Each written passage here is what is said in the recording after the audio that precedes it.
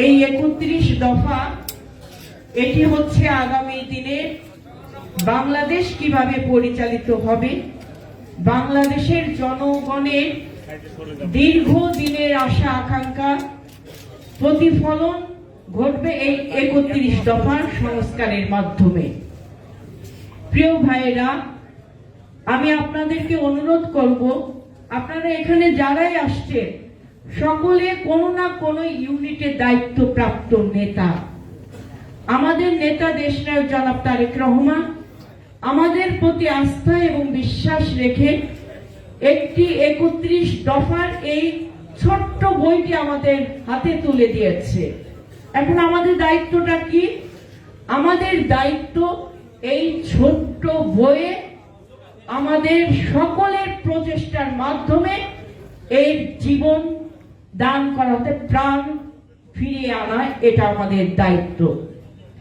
একটা বই শুধুমাত্র আপনি পড়বেন আর সেটার উপর ছোটখাটো বিশ্লেষণ করবেন, সেটা দিয়ে কিন্তু সেই মহৎ যোগ্য, যে যোগ্য মহৎ উদ্দেশ্য দেশনায়ক জনাব তারেক রহমান এই ৩১ দফার মধ্যে নিয়ে এসেছে, সেই উদ্যোগকে পূর্ণতা দিতে হলে আমাদেরকে এইগুলোকে, এই ৩১ দফাকে ধারণ করতে হবে মনে প্রাণে, বিশ্বাস করতে হবে সর্বপ্রথম আমাদেরকে।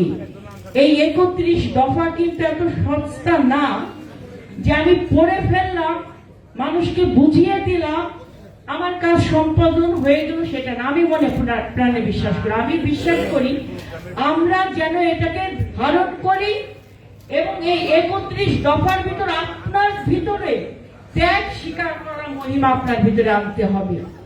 কারণ এই ৩১ দফা যখন আপনি পূর্ণতা দিতে যাবেন, আগামী দিনে যখন যদি রাষ্ট্র ক্ষমতায় বিএনপি আসে ধরেন, তাহলে এই যে দুই টার্মের বেশি কেউ প্রধানমন্ত্রী থাকতে পারবেন না। তার মানে সবচেয়ে বড় ত্যাগ স্বীকার করতে হবে বাংলাদেশ জাতীয়তাবাদী দলের। আপনি বুঝতে পারছেন এর মহত্বটা? এই ত্যাগটা কি আপনি বুঝতে পারছেন? আপনারা এই ত্যাগের জন্য আমাদের সকলকে প্রস্তুত থাকতে হবে। আমি আপনাদেরকে অনুরোধ করব, জেলার সাধারণ সম্পাদক হিসেবে আমরা যারা দায়িত্বে আছি, আমরা যেন আমাদের সঠিক দায়িত্বটি পালন করি। কারণ আমরা আজকে আমাদের চেয়ার হোল্ড করছি, আমরা দায়িত্ব পালন করছি, এটা আমাদের ক্ষমতা না। এই দায়িত্বটা যদি আমরা সঠিকভাবে পালন করে জনগণের দ্বার প্রান্তে দিয়ে দিতে পারি, এই ৩১ দফার চিন্তা ভাবনা মানুষের মননের ভিতর ঢুকাই দিতে পারি, ভাবনার ভিতর ঢুকাই দিতে পারি যে বিএনপি কি চায়, বিএনপি কেমন সংস্কার চায়, বিএনপি আগামী দিনে কেমন করে রাষ্ট্র পরিচালনা করতে চায়, কিভাবে বাংলাদেশটাকে বিনির্মাণ করতে চায়, কিভাবে তারেক রহমান এই সকল কিছু নিয়ে বিএনপি সকল নেতৃবৃন্দদেরকে সম্পৃক্ত করছে, সেই সম্পৃক্ততা আপনার মাঠে কর্মের মাধ্যমে প্রতিষ্ঠা করতে হবে।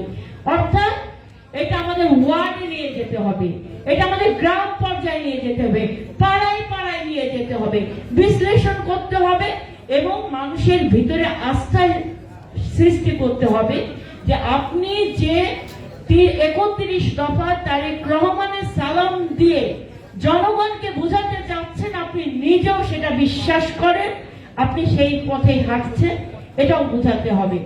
আমরা সকলে একটি পরিবার, আমরা আমাদের এই পরিবারের মধ্যে আমরা বিশ্বাস করে আমরা সকলে যদি ঐক্যবদ্ধ থাকি, আমাদের চিন্তা ভাবনাকে যদি আমরা সকলে এই ৩১ দফা কিংবা আমাদের দায়িত্ব যেটা, সেটা যদি আমরা সকলে ঐক্যবদ্ধভাবে যদি সম্পাদন করতে পারি, তাহলে এই বিশাল যজ্ঞ আমরা সম্পাদন করতে পারবো দেশনায়ক জনাব তারেক রহমানের নেতৃত্বে। আমি সবাইকে শুভেচ্ছা জানাচ্ছি, অভিনন্দন জানাচ্ছি। এই কর্মশালা যেন ঘরের ভিতর একটি প্রশিক্ষণ কেন্দ্র হয়ে যেন শেষ না হয়ে যায়, এই প্রাণ আমাদেরকে ফিরিয়ে দিতে হবে আমাদের কর্মের মাধ্যমে জনগণকে সম্পৃক্ত করে। সকল